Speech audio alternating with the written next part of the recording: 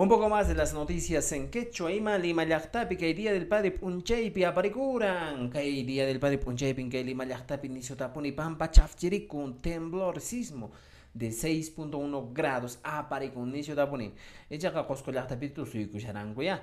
Lima llaqtapi taq runa mancharisqa 11 de la mañana phawarimunrik. Wakinqa puñusqankumanta, wakinqa mikhusqankumanta, wakinqa mana wasimanta lluqsiyta munarankuchu.